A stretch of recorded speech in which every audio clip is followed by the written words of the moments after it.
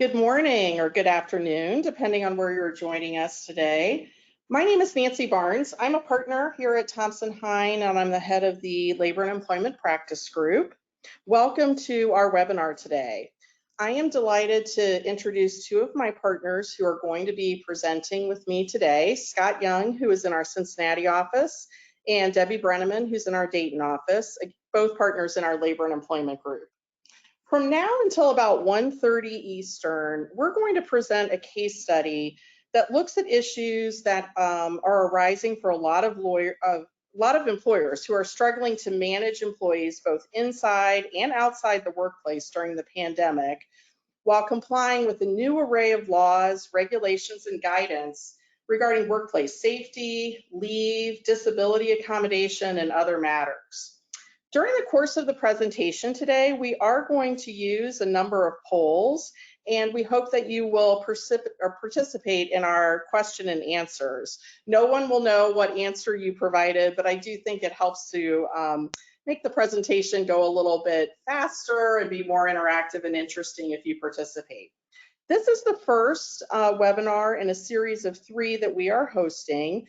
There will be 2 more webinars on the next 2 Thursdays, November 12th and November 19th. So if you haven't signed up for those, we encourage you to do so. If you look in the handout section of the GTW site that you're using to access this webinar, you will see a form that has to be completed if you are applying for CLE or HRCI credit. Please download that form and follow the instructions on it to receive credit. At the end of today's presentation, I will provide you with the code that you need to use in order to qualify for that credit. Due to the large audience that we have on this call and the amount of content that we're presenting today, we may only have a short time for questions and answers. We encourage you to put your questions in the chat box, and we will address them with whatever time we have remaining at the end. We encourage you also to contact your Thompson Hine lawyer with any follow-up questions that you have after today's webinar. Thank you for your interest, and we'll begin the webinar now. So we are talking about navigating employment issues in uncertain times, and the way we thought we would approach this is by using sort of a factual case study that raises different questions that many of you have been addressing in this COVID era. So 2020 has really presented, as we all know, an unprecedented challenge in the workplace. We have tons of new laws, statutes, and regulations that have been passed in various jurisdictions and federally. Sometimes those statutes and regulations align with one another. Sometimes they appear to be in conflict. And so it's difficult without any case law or precedent to try to understand what our obligations are.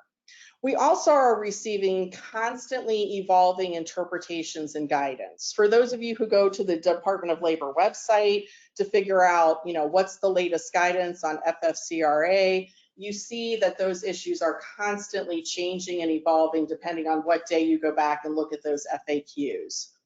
We also obviously are facing health and safety issues. Those are really front and center in the workplace. And again, we're trying to negotiate dealing with new laws and regulations, regulations that are issued by particular states, making sure we're in compliance with OSHA guidance, and then also Department of Health standards in various jurisdictions. And finally, many of these changes that have been put in place require immediate implementation and compliance, and that's presented additional challenges. So today we're going to walk through a fictional scenario at the ABC company who is dealing with a variety of issues that have arisen in the age of COVID. Again, we'll have some polling and interactive questions that we'll ask you to participate in that will test your knowledge about these new issues, some of which are completely novel in the COVID era, and some are existing issues that we've always had to deal with, but now have additional COVID-related wrinkles. So let's talk a little bit about ABC Company. It is a manufacturing company headquartered here in Ohio, which is where we're based, with operations in 10 different states. Its Ohio location is home to its administrative offices, its headquarters, as well as a manufacturing plant. ABC has 150 employees in Ohio and more than 400 nationwide, as well as some temporary employees who are placed there periodically by a staffing agency. So here are some of the characters you'll see in the scenarios that we have going forward. Susan, age 45, is the Vice President of Marketing. She is in an exempt role. Alex, who is age 62, is the General Manager and Plant Manager for the Ohio facility. He is salaried and has been working at the company for 20 plus years. Tyrone, age 35, is a bookkeeper in the finance department. Jackie, age 55, is a new hourly employee in the plant. And Michael is age 20. He's a temporary employee from the staffing agency. Okay, so first we're going to talk about some leave issues. ABC is anticipating that Ohio may implement further restrictions on its operations this winter due to COVID. It is an essential business manufacturing PPE, and its factories have been operating almost continuously since March of this year. In July, the administrative workforce mostly returned to the office with barriers installed and social distancing guidelines in place. Tyrone, who is the bookkeeper in the finance department, has been working from home this entire time due to a pre-existing condition. Susan, who is the VP of Marketing, just found out that her granddaughter's school is going virtual next week. The granddaughter, Lily, lives with Susan, so she has requested an accommodation to work from home until the school returns to in-person classes. She also needs to work a split schedule so she can provide attention to Lily in the middle of the day. Susan asks her boss to allow her to work from home 5 days a week and have a schedule where she works from 6 until 10 in the morning and from 3 until 7 p.m. Her boss understands that Susan may be entitled to leave under the FFCRA, but questions whether the company has to accommodate this schedule request and continue to pay Susan her full salary, and also asks whether any of these leave rules apply to a granddaughter. So our first question, and then I'll open up the polling in a second, is does ABC have to allow Susan to work from home under these conditions? A, it depends on whether Susan has formally adopted her granddaughter. B, it depends on whether Susan can perform the essential functions of her job working from home. C, no, this request is not covered under the FFCRA. Or D, yes, if Susan is loco parentis to Lily and she is under age 14. So let me launch the poll.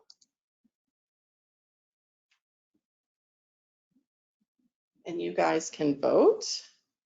And then we will see. And I can tell what percentage of people have voted. So I'll close the poll when it seems like the number of people who are willing to participate have lodged their answers.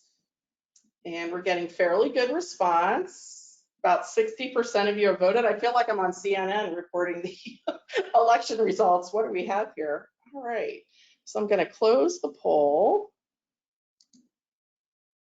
And let's see, how do I have this? Sorry. Can I make this show? Share? Okay, share. Sorry, we're learning our technology here. Okay, so we got a variety of answers. I'm glad to see that. That's always helpful. Okay, for those of you who want to feel good about yourselves, the correct answer is actually D, which is if Susan is loco parentis. So what's the difference between being loco parentis to Lily and having formally adopted her? If you recall, the Extended Family Medical Leave Act, which deals with the ability of employees to take time off in order to care for children whose daycare or schooling is closed due to COVID, that is related to the Family Medical Leave Act. And if you go back to what you knew before COVID started, you realize, oh, right, family medical leave, that applies to caring for a child. And how is a child defined? A child is defined as someone who is either your biological child, adopted, foster, or if you are loco parentis. So Susan, in this case, if she is loco parentis, meaning that she is a primary caregiver to Lily or has that sort of relationship with her, even though she is a granddaughter, she would be covered. And the issue with being under age 14, as you may recall, is that the Department of Labor has provided some guidance that, under the age of 14 is sort of when you would assume there needs to be some sort of responsible adult supervising this child whose daycare or schooling is closed. And so that's sort of the cutoff for having that type of leave available. Some of you said 19% said, no, this is not covered under FFCRA. It actually is, because again, that assumes that Susan is loco parentis. And then depends on whether Susan can perform her job from home. That's a decent answer, because if she can't do her job from home, then they would simply have to provide her with leave. Assuming she's qualified for that leave, they would have to give her the leave. But if she has the ability to work from home, then allowing her to telework certainly is an option under the FFCRA. Okay, the next question, let's see, let me hide my poll. Okay, our next question is, can ABC cut Susan's pay? Remember, she is a salaried exempt employee because she is working a limited number of hours each day. And this is a tricky question, I'll warn you in advance. A, no, Susan must continue to receive her full salary. B, no, Susan should receive a portion of her salary and the other hours should be paid using FFCRA pay. C, yes, Susan is permitted to take leave, but partial day absences do not have to be paid under FMLA. Or D, yes, provided that Susan normally works more than 8 hours per day when she is in the office. So let me open the poll on the second question. And you guys can start voting.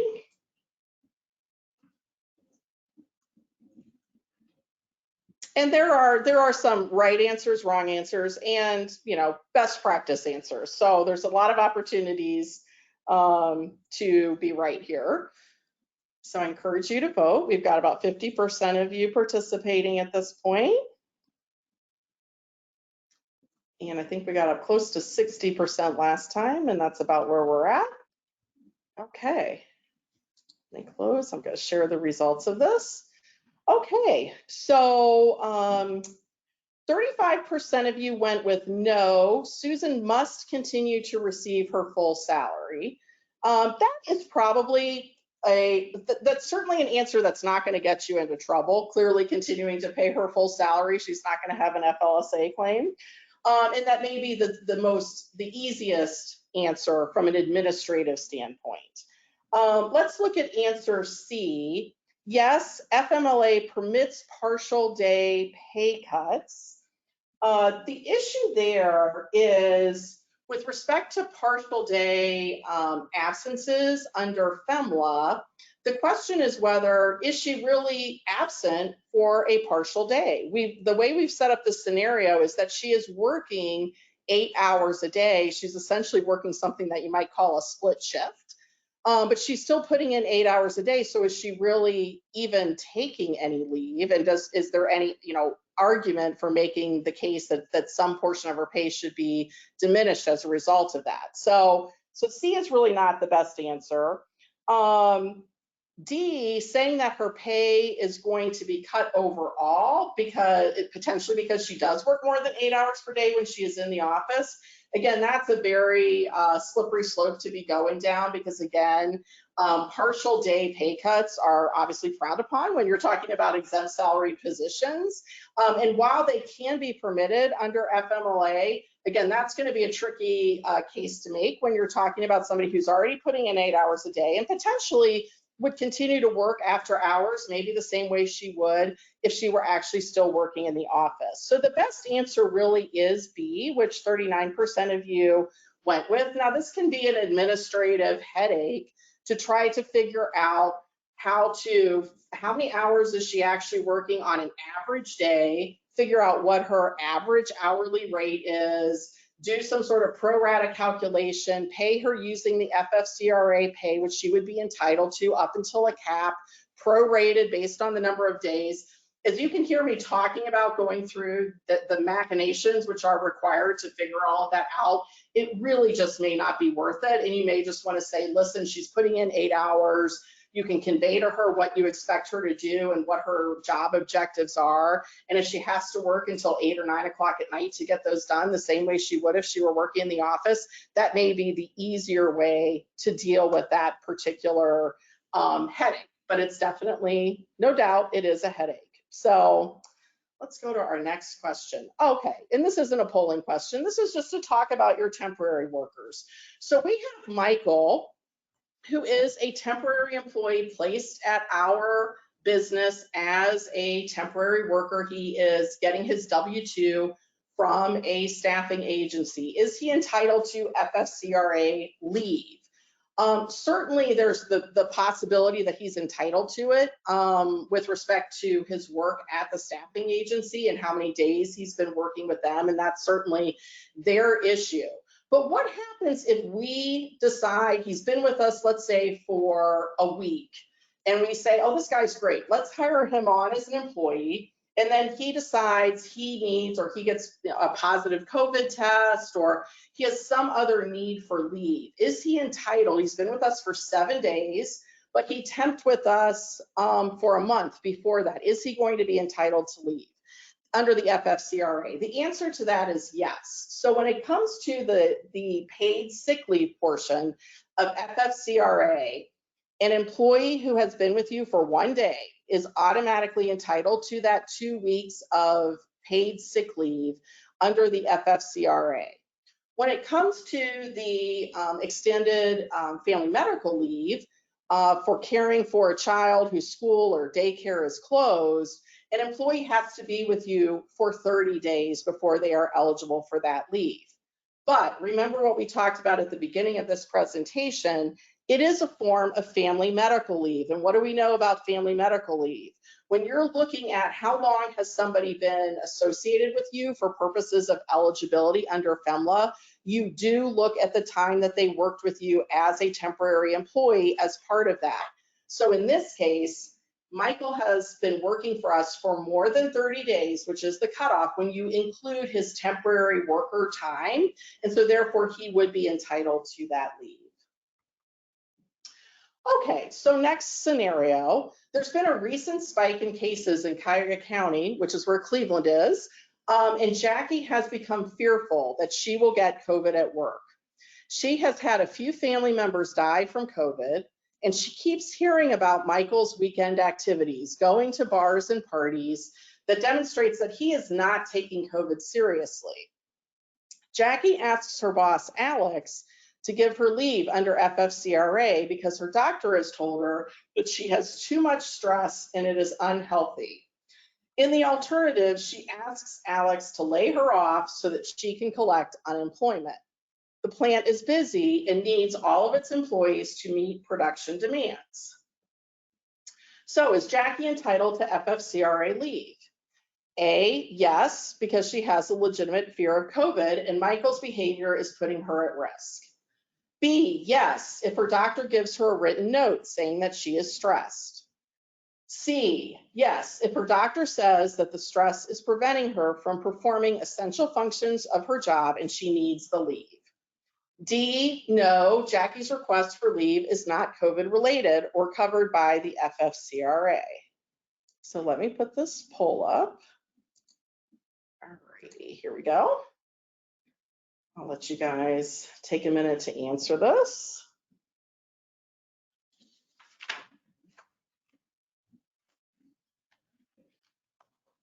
All right, we're up to 50%. And looks like we're getting close to, okay. Great, I'm gonna close the poll and share it with you. Okay, so if you take a look at this, only 6% of you said that if Jackie's doctor provides her with a note saying she is stressed out, she gets leave under FFCRA. That's not a correct answer because there are specific guidelines for what types of leave and medical certification will qualify an individual for FFCRA leave. And so a doctor saying that an employee of yours is stressed does not fall within those categories. So B is not a correct answer. A is not a correct answer, and most of you who are clients of mine will be happy to hear that that's not a correct answer, because I get a lot of calls about employees who are just fearful of COVID, but they don't actually have, high risk factors or things that, would put them at risk for contracting COVID. So that is not going to provide her with leave under the FFCRA. If you take a look at C, that is my lawyer's trick question for you. That is ADA language. She's not able to perform the essential functions of her job. Well, if she gets a note from her doctor and it meets all the ADA reasonable accommodation requirements, then yeah, she may be entitled to leave, but it's not under the FFCRA. That would be under the ADA. And so you would go through your reasonable accommodation interactive process with her to determine whether or not leave is a reasonable accommodation if she has, anxiety or some other condition that qualifies as a disability. So the correct answer, 31% of you got this, is the answer is no. This request is not COVID related in terms of her having a diagnosis or having to quarantine. She's not caring for somebody with COVID. And so therefore it is not related to or covered by the FFCRA. So let me hide that. Okay, next question. ABC requires Jackie to keep working, but on Monday, she comes to work and reports that she just got a call from her husband that he is being tested for COVID. Alex is skeptical about letting Jackie go home because the timing seems a little too convenient. He makes her finish the shift. The next morning, she calls off. She has had numerous attendance issues already this year and will be disciplined for another call off. So here's our quiz question. Should Jackie be disciplined given that she called off but has no positive test for COVID? A, no. It is not clear that Jackie's absence is covered by FFCRA, so discipline would be illegal. Oh, I'm sorry. No, it is clear that her absence is covered. I'm sorry, that's the answer. B, it depends on whether Jackie's absence is covered by the FFCRA. C, yes, because she did not indicate why she was calling off. So we will go to our next polling question. Let me put that up for you. Okay.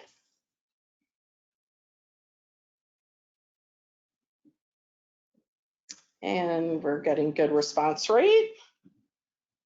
Almost up to 50%. Thank you for everyone who's participating in this. And we will close our poll in just a second, getting a few more responses. Okay, I'm going to close it. All right, so let's see what people said. Okay, let me share it with you. Sorry about that. All right, so we have a variety of answers. 61% of you, many of whom may have attended webinars with me in the past and know there's always a question like this, which gives you the lawyer's answer when you call, which is, well, it depends. And so B is actually the best answer because it does depend on whether Jackie's absence is covered by the FFCRA. And why might it be covered by the FFCRA in this circumstance? She has told us, allegedly, and let's assume for the moment that it's true, about her husband being tested for COVID. If she has been told by her medical provider that she needs to make an appointment and come in and get tested for COVID and needs to quarantine while she's waiting for those test results, then that would certainly be an absence that is covered by the FFCRA. So that's why it really depends on what is the reason behind Jackie's absence. If she is just calling off for the heck of it, then obviously that is not covered.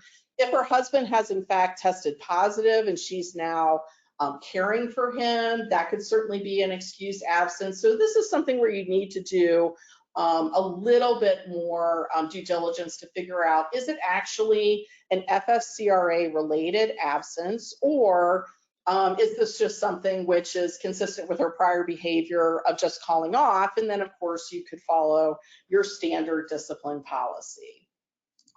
Okay. E-learning. Oh, this is everybody's favorite topic. Okay. So Alex just received word that his child's school is going virtual. He and his wife both work, so they are planning to alternate days where they supervise their son, who is age 8, supervise his schooling. Alex's wife works as a receptionist. Alex's boss questions why his plant manager is taking time off when his wife could supervise their son and be covered by a temp at her workplace. Alex's absence from 7 a.m. to 3 p.m. every other day presents an undue hardship for ABC. Alex indicates that he will work some hours in the morning and in the evening, but he will need 20 hours of FFCRA leave each week. He typically works 50 hours per week. Alex has already used 8 weeks of FMLA leave for a surgery earlier this year. So this is a complicated scenario. All right, so here's our quiz question. Let's assume for the moment that the FFCRA is extended beyond December 31st, 2020, which, by the way, is when it's currently scheduled to expire.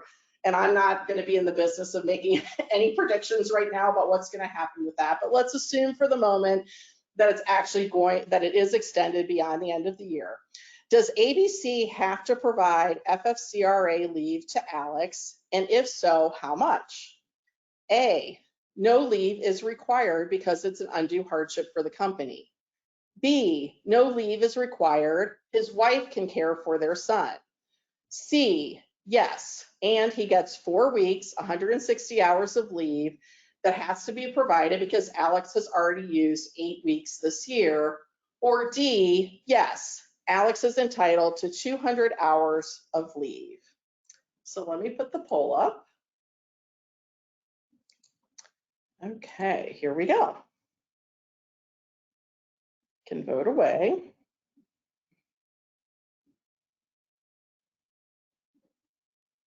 And we've got about almost up to 40%.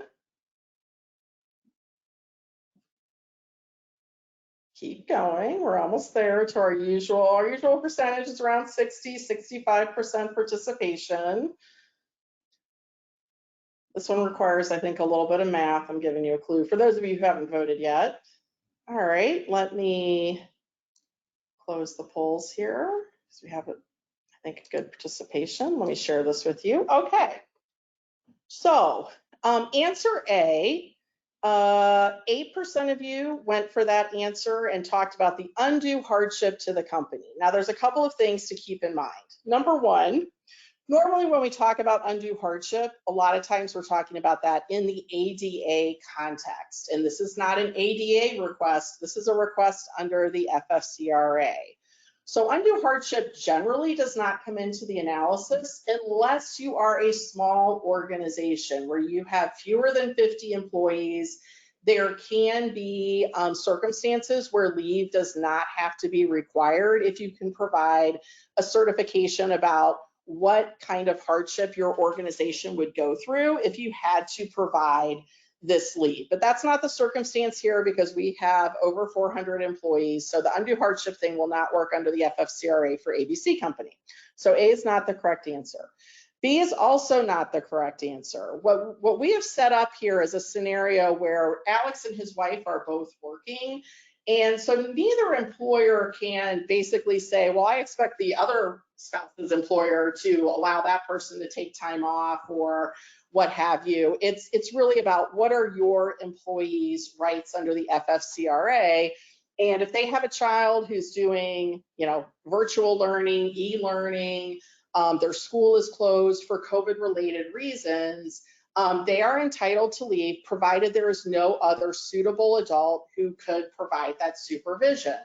And to say that there's a suitable adult available if his wife would take time off of work is not the same thing as having, for example, a wife who perhaps stays at home and is not working. Then that person, that spouse would be available to care for the son, and Alex would not be eligible for the leave. But that's not the scenario we have here. So that's why B is not the correct answer. C looks like it's the right answer, but it's actually not the right answer because Alex has taken 8 weeks of leave already. So he's got 4 weeks left. But when you are talking about an employee who if you remember the scenario, it said that he works 50 hours per week. So when you total up how much FMLA leave is an employee who works 50 hours a week entitled to on an annual basis, he's entitled to 600 hours because he gets 12 weeks of leave. And if his work week is 50 hours, he's entitled to 600 hours. He's already used 8 weeks, leaving 4 weeks. 4 times 50 is 200. So for those of you who did the math and got the right answer, 34% of you, congratulations. D is the correct answer. So well done. Okay. Furloughs and pay cuts. This was a hot topic back in April and May. So let's talk about this. Although ABC has had high demand for its products, it is experiencing a cash crunch because some of its customers are now delaying payment. ABC is considering a number of options.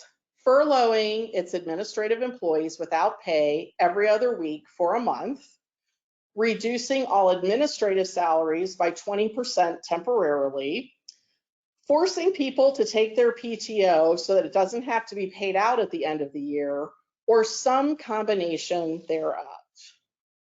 Okay, so here's our next quiz question. ABC's plan to do all of the above potentially violates, excuse me, A, the FFCRA, B, FLSA, C, Ohio PTO laws, or D, all of the above. So let me put this poll up for you and we'll let you vote away.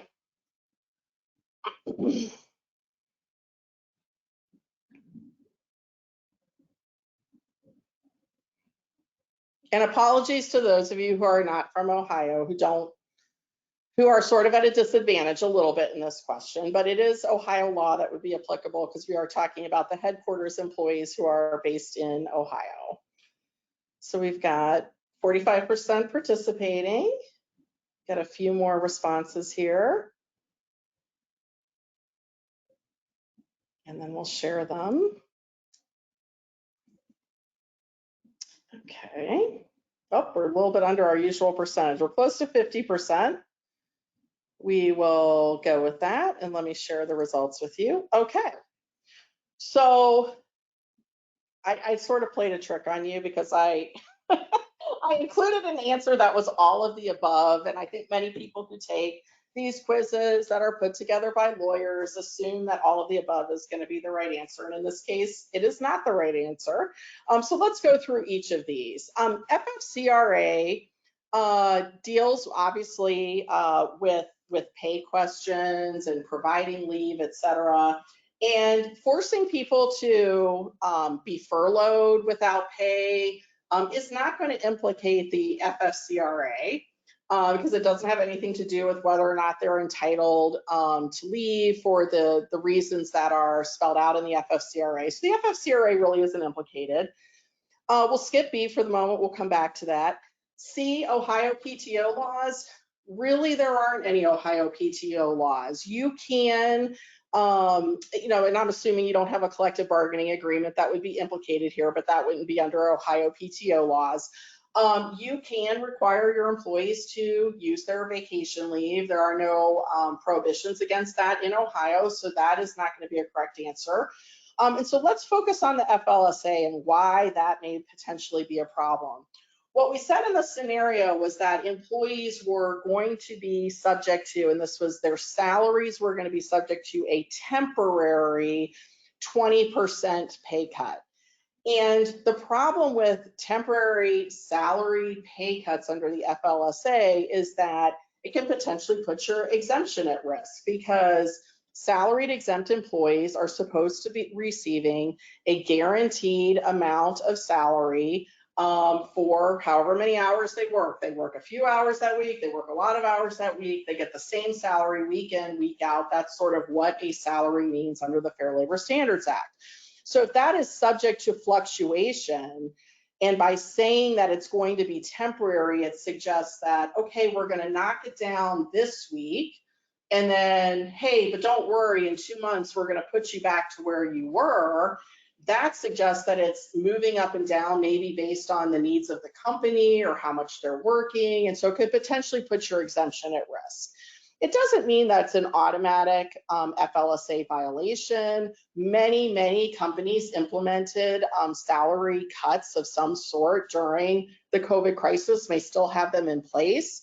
That does not mean that they have violated the Fair Labor Standards Act. It's just something that you have to be very careful about how you implement it, how you communicate it, and how it's put into place. So that's why we talked about potential violation. It is not an automatic violation.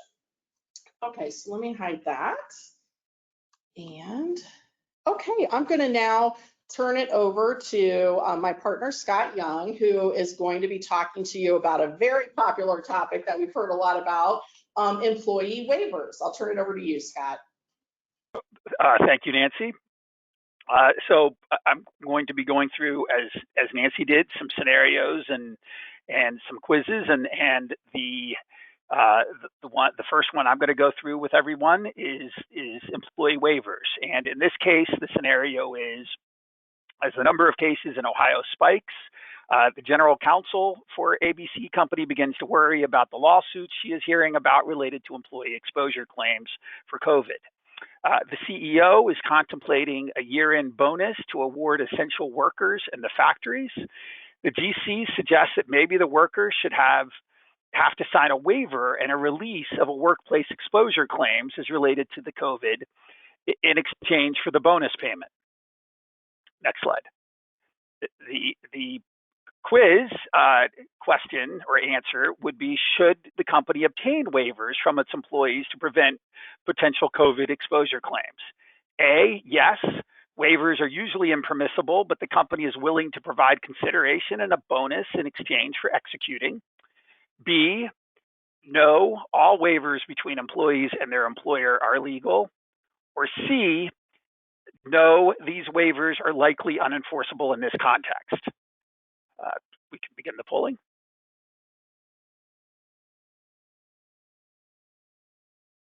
And this, as Nancy had pointed out before turning it over to me, this is certainly a frequent question that comes up, and from the view in terms of how I'm going to respond to it is what we and I and those in our group think in terms of how to respond to this, noting that perhaps you have seen different answers elsewhere.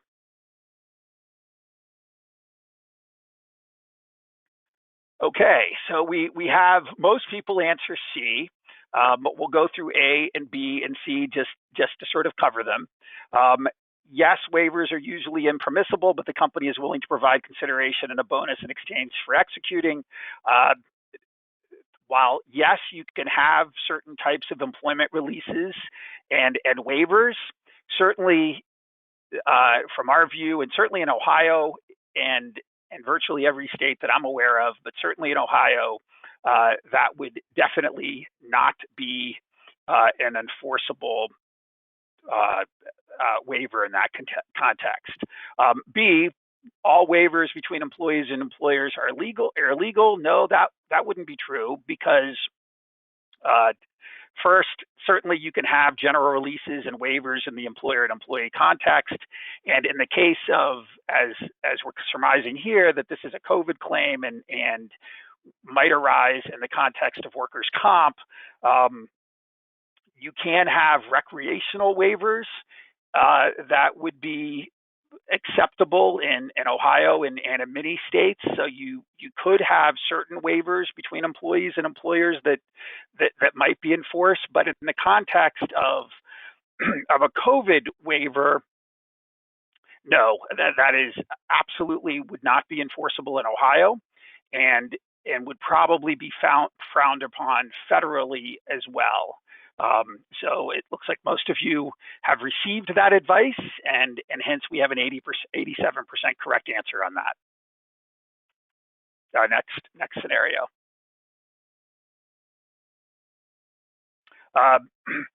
The next scenario that I want to discuss is, in this case, Jackie reports, who's an employee of ABC Company, reports to her employer in Ohio that she has tested positive for COVID.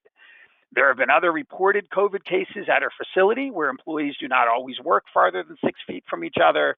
From time to time, she may work in close proximity of customers as well. She is sure that she was exposed at work because she has no friends or family with COVID.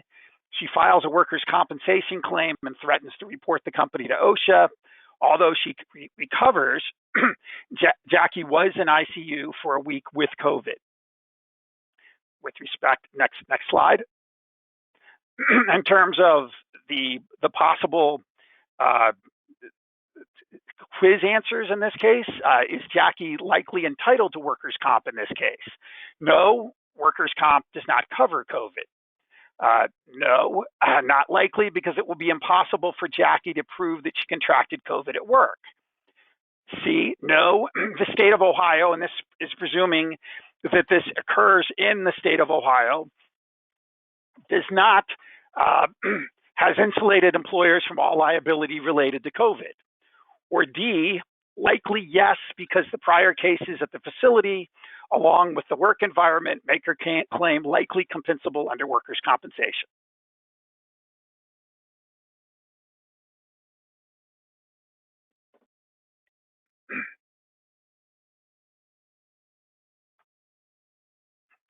And in this one, I can certainly, it'll be interesting to see how people answer, because I can certainly understand from the facts and what you hear about and what you know about COVID that that this is a fairly frequent question that does have a fair amount of variables in play.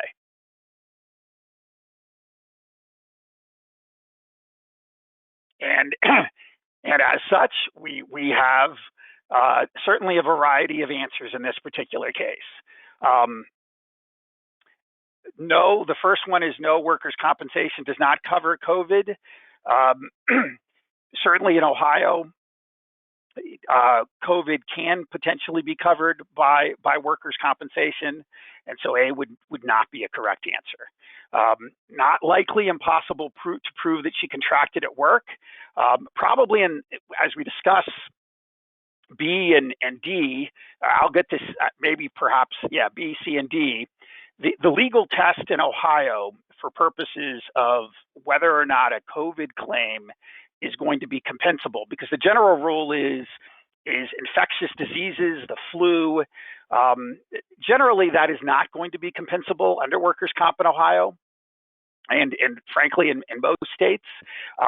However, if you can show that you contracted the COVID at work, and you can show that the chances of you sustaining it in your workplace environment is greater than the public in general, and that's sort of the statutory test in Ohio, then in that particular case, if you can prove both causation and prove that your work environment exposes yourself in a greater manner than other work environments, then the answer would be likely yes.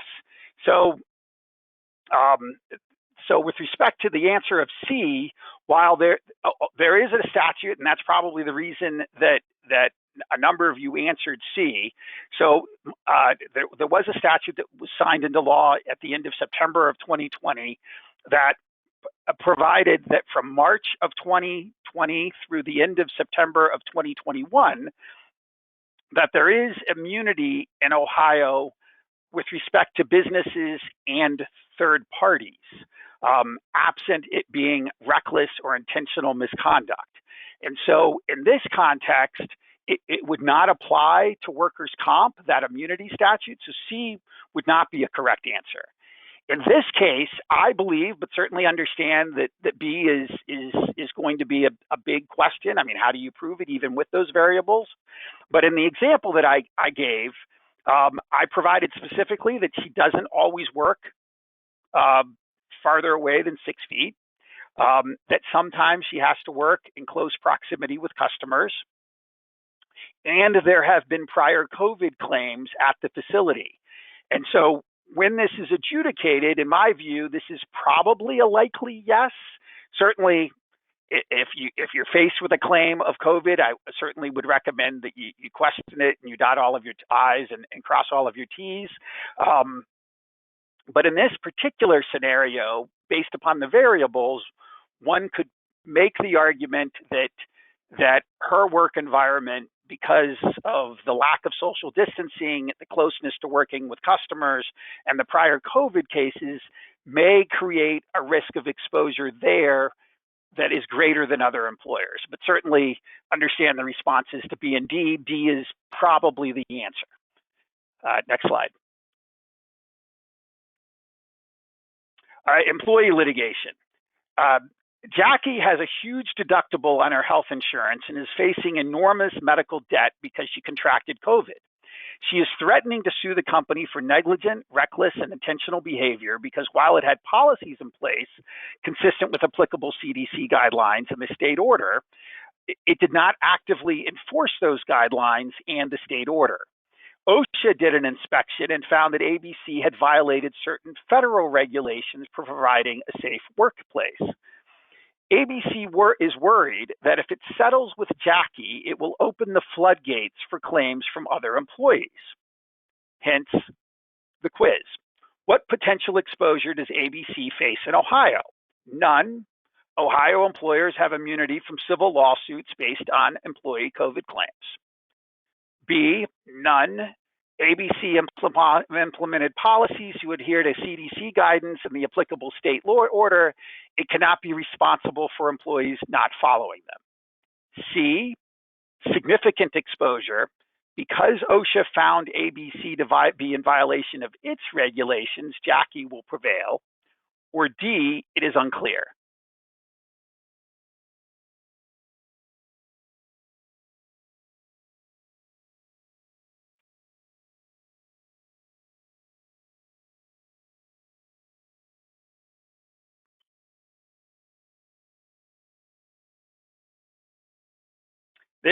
This question and the nature of potential exposure is certainly a very common question and a common issue of concern based upon our experience thus far and the questions that we face. And we thought this would be an interesting question to put out there to see how people thought this would probably play out.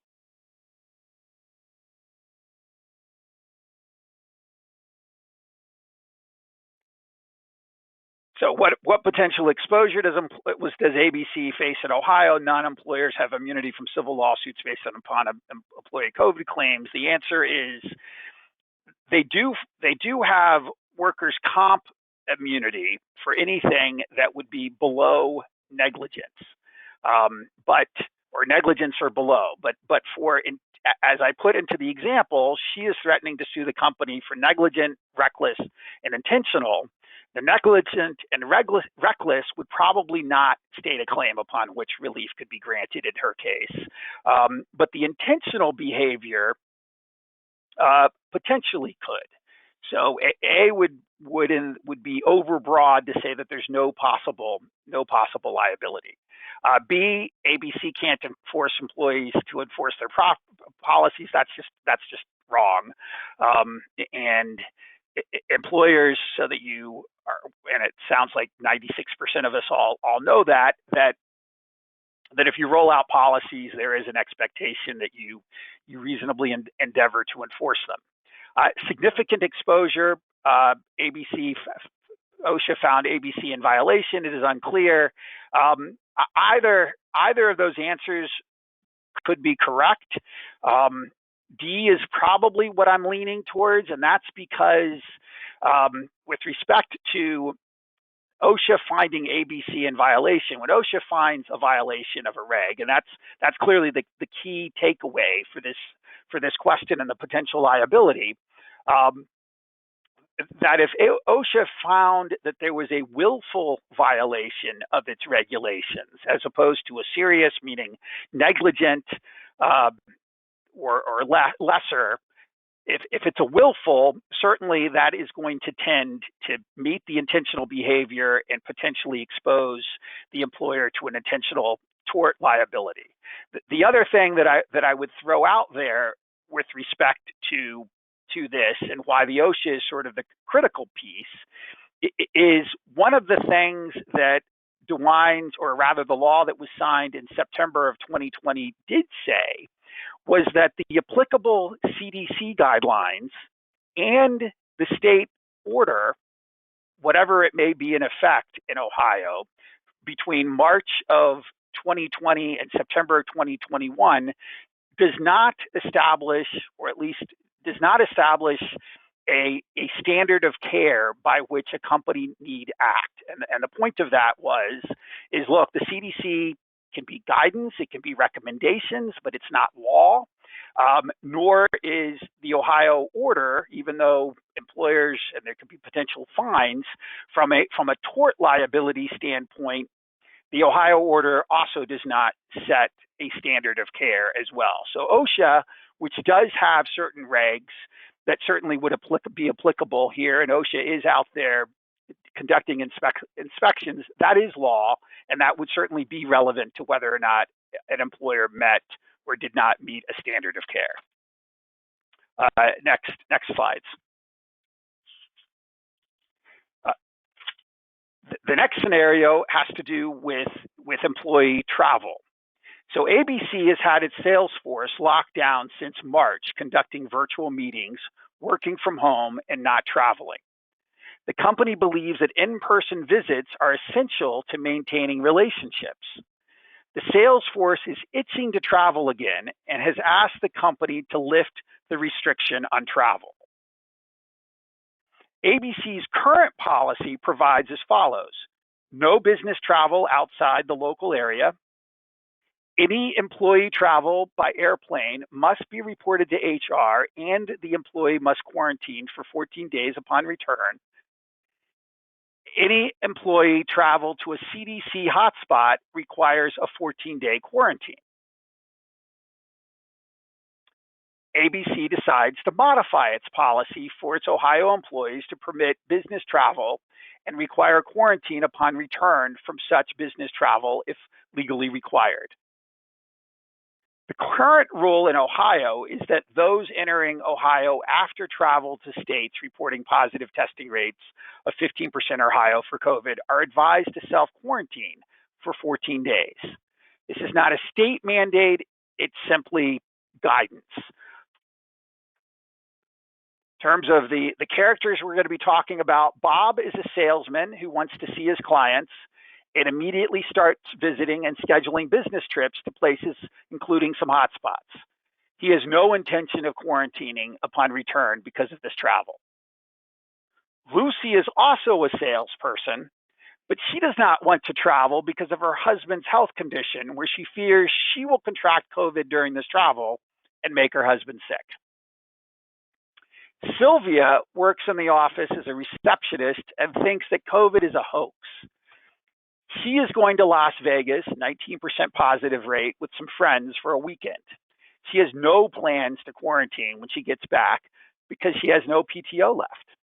Her desk mate, Lynda, is very worried about having to work with Sylvia when she returns from Las Vegas. The first question is, what are ABC's responsibilities towards or with respect to Bob?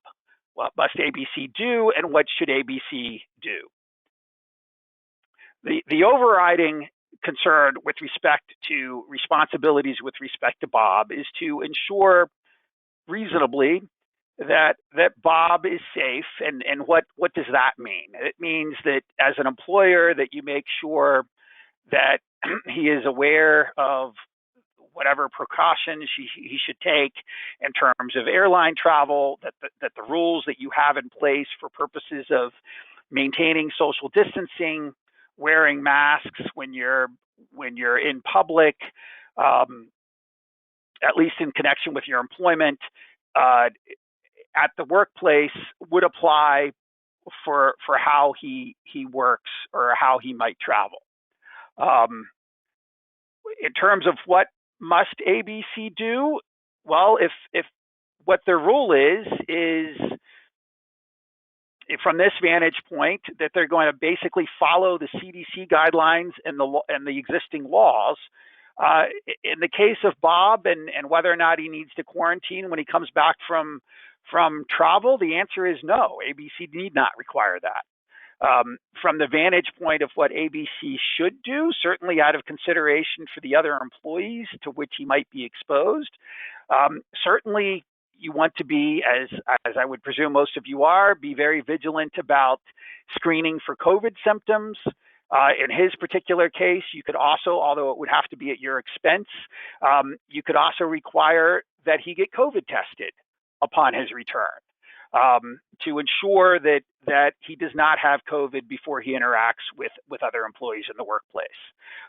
So the must, there's nothing that would be required. What should, certainly there's an overriding obligation to ensure that you keep both Bob safe and the other employees safe. And so from that vantage point, certainly want to be vigilant about your COVID testing protocols with respect to him and his return from travel. Next slide. With respect to managing Lucy, can ABC force Lucy to travel? Is it a job requirement? It is a job requirement for a position. What accommodations could be made? Can a refusal to travel to be used as a basis for a PIP or negative evaluation? So can ABC force Lucy to travel based upon the facts that we have? From a legal standpoint, the answer is yes.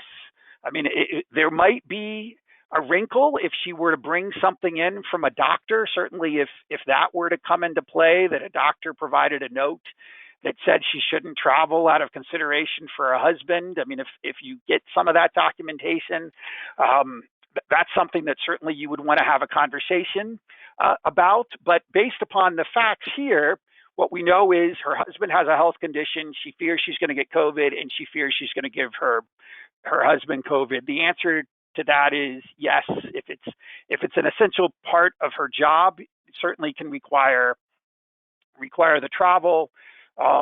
Certainly accommodations to be made. Certainly, if it's not essential, don't require it. Also, sort of understand in the back of your mind, although it's sort of unsettled out there from a litigation standpoint.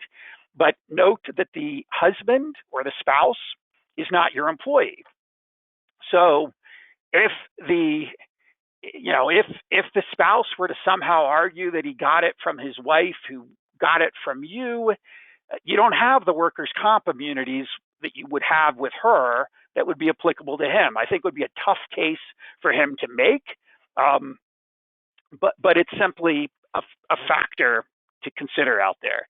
Can her refusal to travel be used as a basis for a PIP or a negative evaluation? If it's an essential part of her job, and what we have is simply what we have in the example, then yes. And certainly the refusal to travel is limiting Lucy's ability to earn sales bonuses. Is that legal?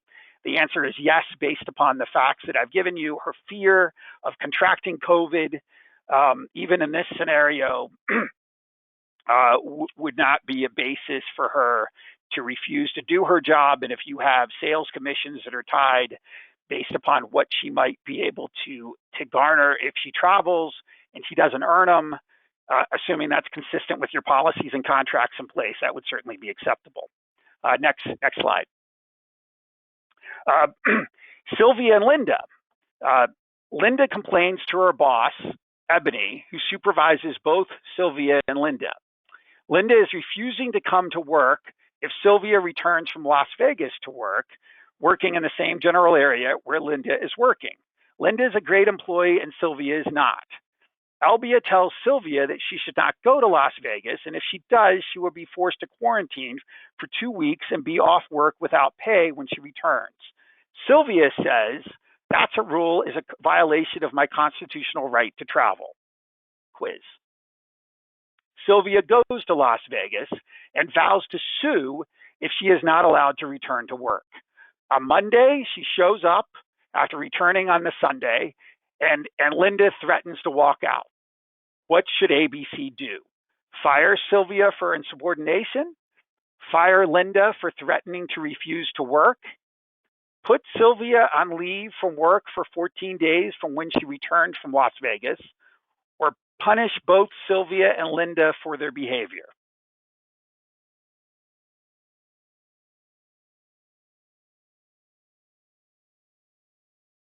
And this is certainly a scenario in one form or another I suspect that many of you have seen and have had to deal with, and with respect to the crazy last 7 months or 8 months that we've all been living through with COVID and trying to manage workplaces and different individuals' perception of the seriousness of COVID.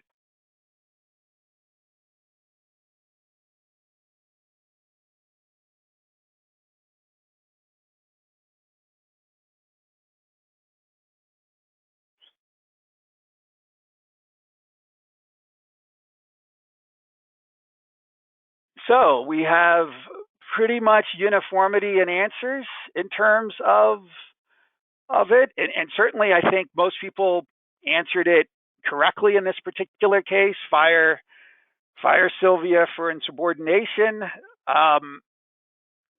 Probably you can't control. I mean, she was going to Las Vegas on her personal time. You would have a difficult case. Certainly, she's at will, so it may not be a protected basis for her to make a lawsuit. But from her vantage point, would not be something that we would largely recommend. Fire Lynda for threatening to refuse to work.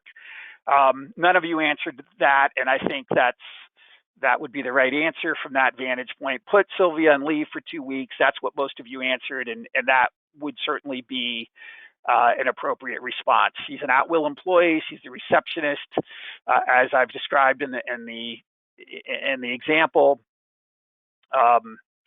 She certainly may have had the right to go to Las Vegas, but that was not a business trip. And certainly as an employer, you have, and she did go to a hot spot, and certainly deciding, while I mentioned in a prior example that you may not be legally obligated to follow CDC guidance with respect to self-quarantine, you certainly can require it by the same token. And so it's certainly not illegal, and certainly as a best practice it would be to generally try to adhere to the CDC guidance. And so to do what is proposed in C would be the answer. Punishing both Sylvia and Lynda. Didn't know that we gave enough in this to I mean, Lynda, as in the example, had a genuine fear, and Sylvia went to a hot spot. And so if we're consulted, we probably wouldn't recommend D. And the other sort of concern about D is if Lynda has a good faith concern about safety and she's lodging it, and you punish her for that potentially could expose you to an OSHA whistleblower claim as well, because the test for that is whether or not somebody's behaving in good faith, not whether or not they're correct. And so from that, I will turn it over to Debbie. Thanks, Scott. So let's go to a couple of other issues that are impacting everyone in this post-COVID world. One is, of course, working from home. Remote working is continuing. We may see an uptick in it again, either on a voluntary or mandatory basis as numbers tick up. And some companies have simply decided that they can accommodate more remote working. But it certainly does have some problems. So in this first screen, we're going back to some of our prior characters, Susan, Tyrone, and James. They are still all working from home right now due to COVID. They had previously worked at an ABC location. Susan, in particular, has decided to work from her vacation home in Chautauqua instead of Cleveland. Nice to have that possibility. But all of their superiors have some concerns about this long-term work from home arrangement and do have some concerns that it's impacting their productivity. Next screen. Susan's boss in particular has gotten pretty aggressive on this issue. He actually wants to install software on the company laptop to monitor how much she's actually working each day. So he gets with IT, and IT installs some monitoring software without Susan's knowledge, finds out that she's only working about 25 hours per week, and her boss confronts her with this information. He is jumping up and down. He wants to discipline or fire Susan, and he thinks that the company should, in fact, recoup some of her salary. Susan, on the flip side, is very upset that she's been monitored without her knowledge and claims that this is a violation of her privacy. So let's look at some issues about this. What should ABC do? Let's talk about the salary issues first, in terms of the boss's desire to reduce her salary or recoup her salary, and whether she can work a certain number of hours each week. Certainly, it does not destroy exemption for the company to set a schedule or to require that an employee track their hours, or convey an expectation of hours that they should work each week. That in and of itself does not destroy exempt status. That being said, as Nancy alluded to earlier, the fact that Susan may not be working up to expectations is certainly not a basis to reduce her salary, at least immediately. Salaries can be produced on a prospective basis without endangering an employee's exempt status if it is for a bona fide reason. And certainly, as Nancy said, during the COVID crisis, with loss of business, there have been a lot of employers who have reduced salaries for business-related purposes, and that's okay. It cannot be on a temporary basis, and it cannot be with regard to an employee's quality or quantity of work. So that needs to be dealt with on a performance management issue, whether that's disciplinary issues, whether that's discussing with Susan the needs and expectations. It becomes more complicated if Susan is actually performing her work well and to expectations, and simply is doing it more quickly than the company might have otherwise expected. That then becomes more of a discussion about what to do in terms of Susan's workload, and maybe there are other tasks that could be assigned to her. What about the issue of the surveillance itself? Should ABC discipline Susan based upon this information? And on the flip side, does Susan have a claim for invasion of privacy? Well, ABC in most states, and in Ohio, Susan's based in Ohio, would have a right to monitor the performance of her work. That can be done without her knowledge in most states, and that can be done through a variety of means. There's software that identifies active and inactive time, keystrokes, etc., and ABC could have the option to do that. There's certainly more invasive types of monitoring that should be given a lot more thought. Does Susan have a claim for invasion of privacy? If it's a more routine monitoring, such as keystroke, it's a company computer, likely not, unless they're gathering information about her personally, or if she is moving outside of Chautauqua and going from state to state and engaging in work in states that might limit an employer's ability to conduct such monitoring. That being said, best practices certainly should be to notify individuals through your policies or handbooks that if you do intend or may desire to do some monitoring, certainly policies should at least be stating that there's no expectation of policy on a computer-issued device, and that you do, as an employer, have the ability to monitor the employee's conduct from time to time. Next screen. We've all been wrestling with a lot of issues that are more intuitive with regard to COVID, such as leave issues, salary issues, furloughs, layoffs. But one thing that a lot of employers haven't spent a lot of time thinking about is, how does COVID affect the integrity of your trade secret and confidential information? So let's talk about this. Tyrone has complete access to all of ABC's financial information in his role, and he often accesses these materials on his personal phone and computer, in addition to using his company laptop. In fact, now that Starbucks is open, he sometimes works there because he's just sick of being cooped up in his house all day. What impact does all of this have on the company's trade secret and confidential information? And this varies in a number of scenarios.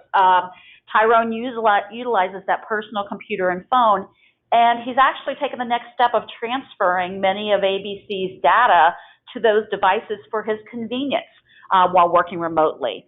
What steps should ABC take to make sure that information is protected?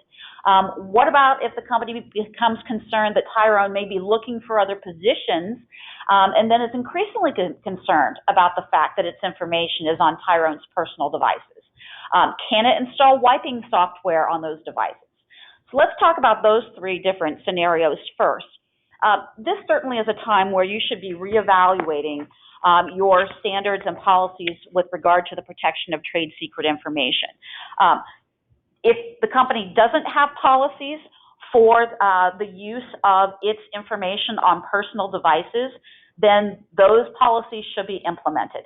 And there should be certain parameters around what information may be used or transferred to other devices, under what circumstances, and notification procedures for when that is, as well as security procedures for those very devices. The next scenario says that ABC fears that maybe Tyrone's looking around for other positions, might be concerned that its information might leave the company on Tyrone's personal devices. Can the company require him to permit HR to inspect those devices? Generally speaking, yes, it can. And it can, in some circumstances, even allow or require the employee to consent to have wiping software installed on those devices if they are being used for work purposes. That requires the company to make sure that it is setting forth and identifying a very specific policy about the right to inspect, about when, under what circumstances that inspection can be done, when, under what circumstances that wiping software would be utilized, and what information would be included in that decision to utilize the wiping software. So this all, again, goes back to a clear communication that if you are allowing employees to use their personal devices, whether on a broad scale basis or in response to COVID-related needs, that you have very clear policies on what can be used by the employees and what steps you're entitled to take with regard to protection of that information. Now let's go to the last scenario. Tyrone leaves Starbucks to go home to participate in a Zoom call with other members of the financial department. He takes the call at his kitchen table where his girlfriend is also there working remotely. Has Tyrone compromised ABC's trade secret information by taking that call with her sitting at the same table with him? Well, you know what? Maybe. And there was a case out of Delaware a couple of months ago that involved a case in which a Zoom call did destroy the integrity of the company's trade secret information because there were not adequate steps to identify who was on that call, to limit the call where the company did not engage in the procedures that Zoom set forth with regard to waiting rooms and verifying who was in the chat room for the call. So it's very important that you are also setting forth those standards, making sure your employees are trained on this information, making sure that they understand when they are dealing with confidential, proprietary, and trade secret information, that they need to be protecting that information just as if they were in the four corners of their office. They need to be making sure that information is dealt with without other people present, even housemates, and certainly if they are using remote technology, that they are taking appropriate safeguards in that way. Otherwise, you certainly can be looking at a destruction of your trade secret status. Next slide. ABC, in fact, has never had very detailed confidentiality agreements or non-disclosure agreements, and in fact doesn't require all employees to sign those agreements at all. James works in California, so of course the company has never had him sign its non-competition agreement because those agreements are not enforceable in California. Now he's working from home. How does that change the scenario? Let's look at the next screen. James, while he's working from home, is the primary contact with some of ABC's most important customers. In fact, he has full access to all data for those customers. including detailed information on orders, preferences, pricing, margin, and sales strategy. And while he resides and works in California, there's been some COVID-related downsizing of the sales force, and he's taken on customers in several other states, including Texas, Nevada, and Oregon, as a result of all of this. So can ABC now have James sign a non-compete agreement, at least with regard to his work in other states? And what else can ABC do to strengthen its protection of trade secret information? Well, ABC could attempt to have James sign a non-competition agreement with regard to his other work, but given the fact that he works in California, that's not likely to be enforceable, and it could be used against them in those states. What ABC should be doing is at least making sure that James has some type of agreement that does protect its information. It should, because he's now dealing in other states, at least have a non-solicitation provision that might be able to be enforced in those other states. And there certainly should be a confidentiality agreement in there, because those can and are enforceable. So the company should be looking at James just a little bit differently, especially in light of the fact that it does not have as much view as to how and when he's utilizing that information, and as he's gaining control of customers in other states. Now let's talk a little bit about how to protect trade secret information, heightened protections in the post-COVID world. Let's go to the next screen. Some things certainly have not changed in a post-COVID world. So you need to make sure as a company that you're going back and making sure that the basics are in place, that you've identified what that trade secret information is, that information is limited to those employees who really have a need to know and be accessing that information. Critically important now that you do have employees working remotely, accessing information remotely. Password protection, secure logins are absolutely essential, as are firewalls and other security software. And where encryption used to be sort of a gold standard, it is something that more employers should consider utilizing, given the changing nature and the more remote nature of employee access. Next screen. When we have employees who are working remotely and are needing to protect trade secret information, there's some additional security measures that a company should be thinking about and taking. And that includes realizing that now your employee is not just accessing your information primarily from the office. They are now accessing their information primarily from their home or from some other location. So it is reasonable, and companies should make sure that employees have security measures for their own home internet networks. Make sure that those home networks have Wi-Fi passwords and limitations, and even consider multi-factor authentication to log into a company portal. Next screen. With regard to very sensitive information, employers may even want to consider some monitoring policies. And this is not monitoring as in how many hours a day is Susan sitting in front of that keyboard. It is monitoring in terms of accessing data that the employee is in. There are a number of different types of monitoring that employees can consider. One is routine monitoring. So just on a routine basis, there is some monitoring set up to take a look at what documents an employee has been accessing, how much they've been accessing those documents. Have those documents been exported to other devices or to electronic storage devices? That can be done, and maybe should be done, with high-level individuals who have a vast amount of access to the very most important information in the company. Companies can also set up something called suspicious use monitoring. And that is if there are systems can be set into place so that the employer, the IT department, is notified if a high number of documents are being accessed by a particular employee. So if all of a sudden they're accessing hundreds of documents in a couple of day period, when typically they're accessing 5 or 10 documents, that could indicate that they are mining those documents for potentially dastardly use against you. There's also key data monitoring. So the most protected documents, every time somebody touches those documents in the electronic database, the company is notified, IT is notified, and the company can take a look at whether that is an appropriate access of that documentation. Next screen. Other things that you should be doing is taking a look at your policies, including reviewing the handbook to make sure you're addressing, monitoring use of those remote devices, use of personal devices, and updating the policies to address the new workplace, because likely at least some components of it are going to be around for a period of time, including those work from home policies, updated non-competes or confidentiality agreements, and, to Scott's points earlier, addressing how you're handling the travel. Next screen.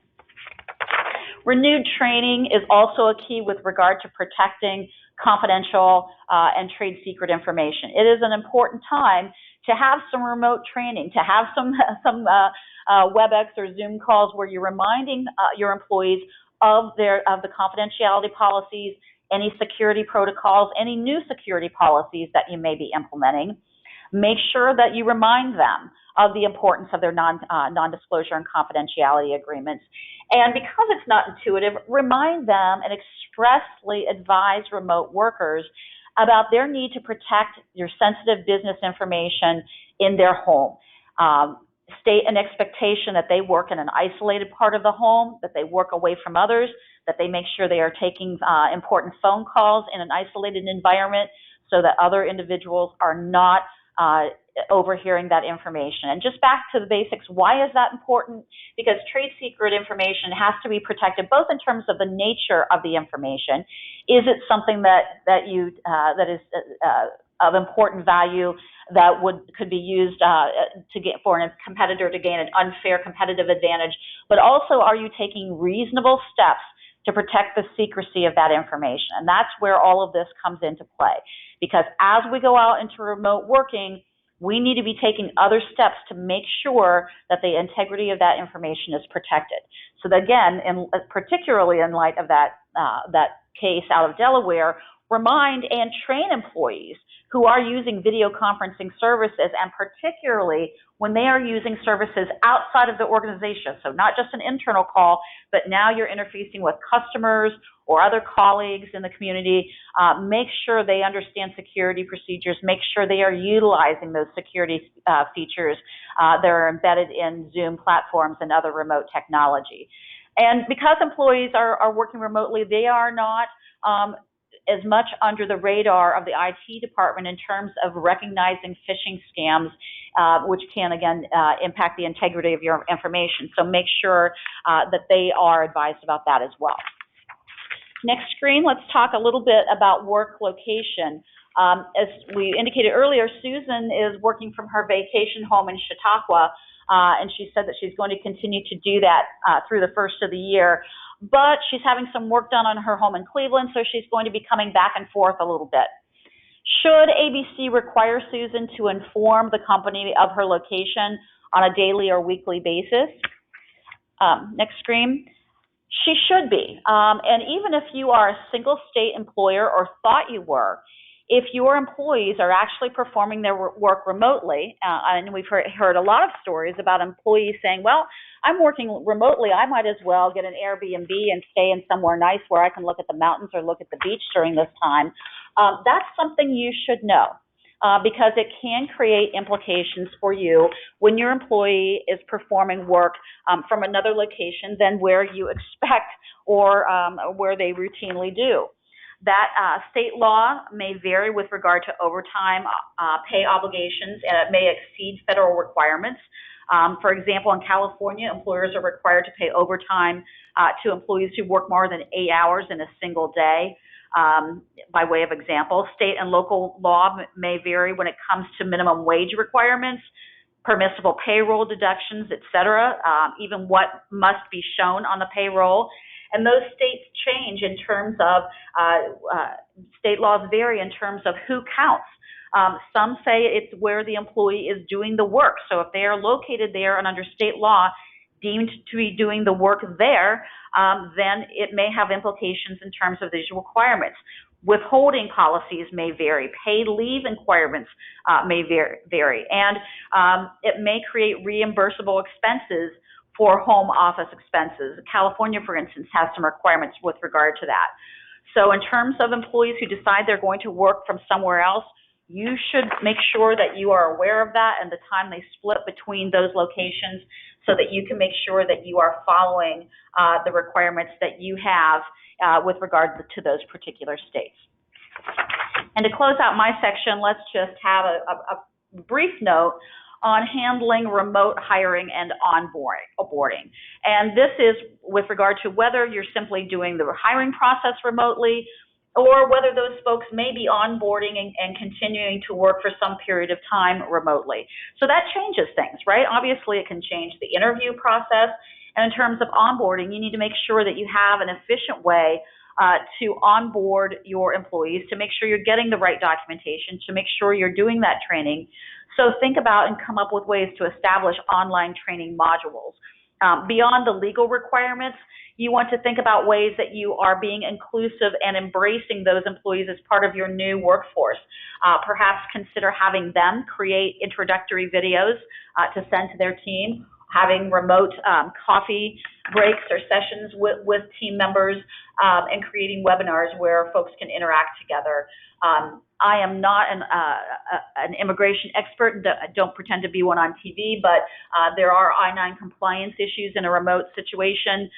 There have been some flexibility in the rules in terms of gathering the documentation that is required.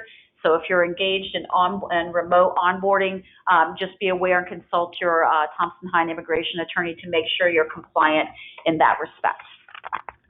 And with that, I will turn it back over to Nancy as we near the conclusion of our time. Great. Thanks so much, Debbie. We just have a few minutes left for some questions. And I did receive a question during the presentation from someone who is not covered by the FFCRA.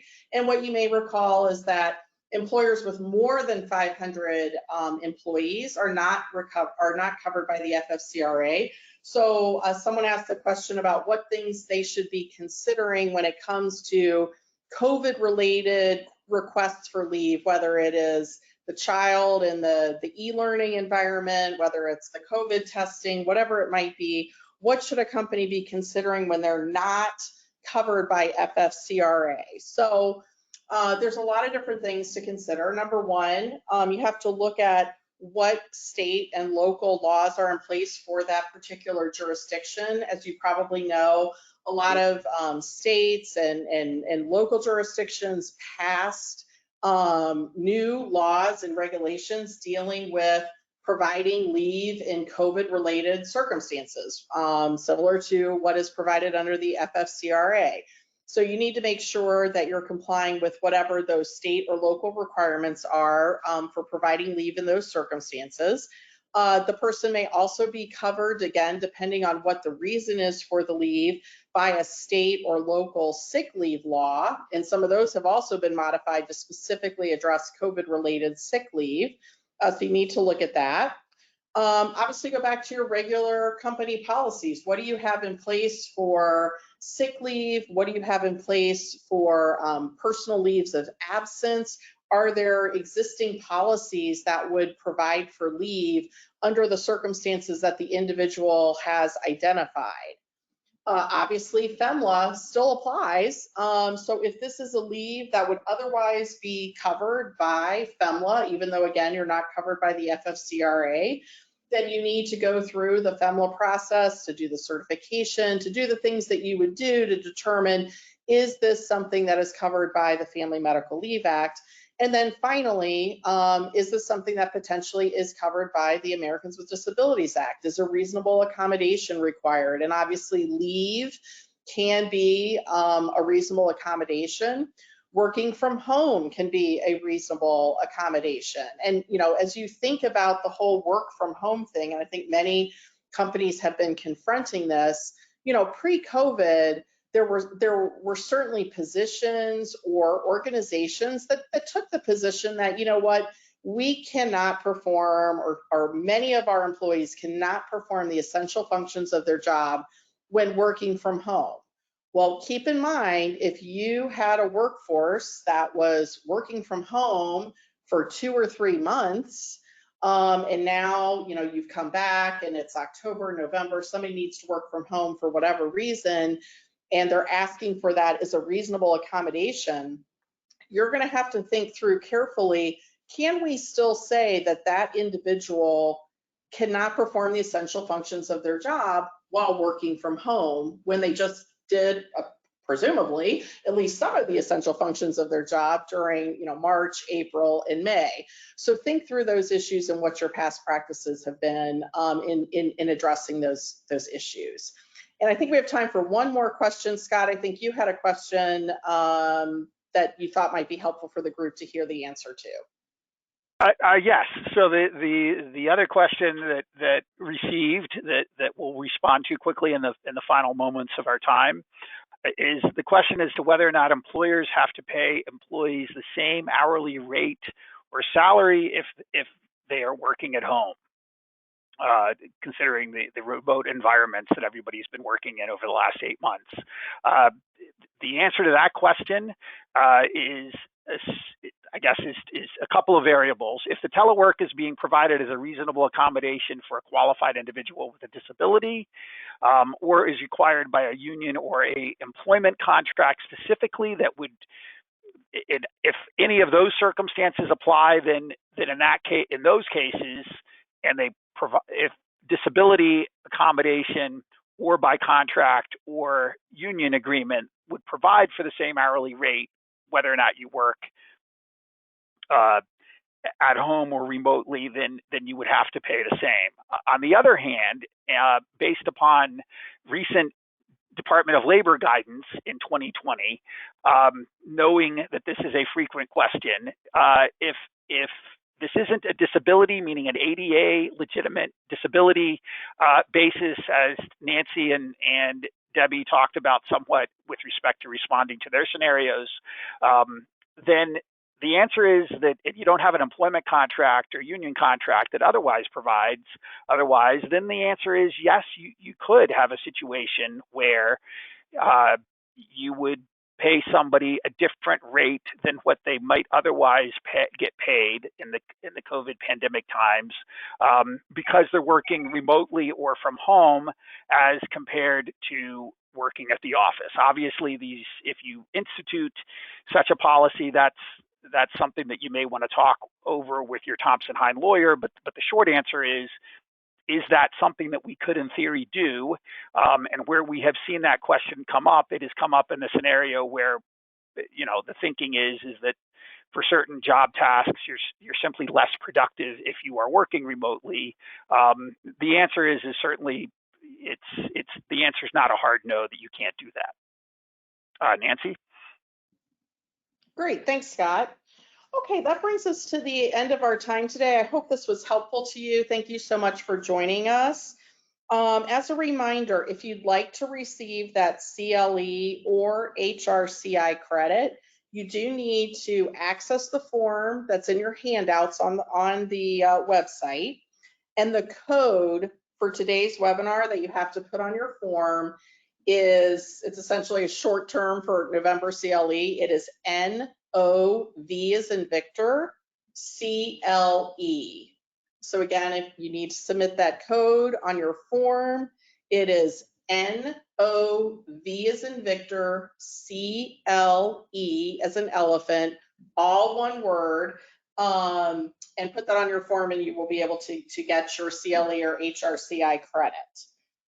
We hope that you will also take a moment to complete the short evaluation that is in the handouts, because we appreciate your feedback and ideas on how we can improve these and make them more helpful to you. If you have any questions after today's webinar, feel free to email or call your regular Thompson Hine lawyer, and we will attempt to assist you. And if you're not a current Thompson Hine client, feel free to contact one of us and we will discuss options that are available to you. So again, thank you so much for joining us. Have a great day and stay safe.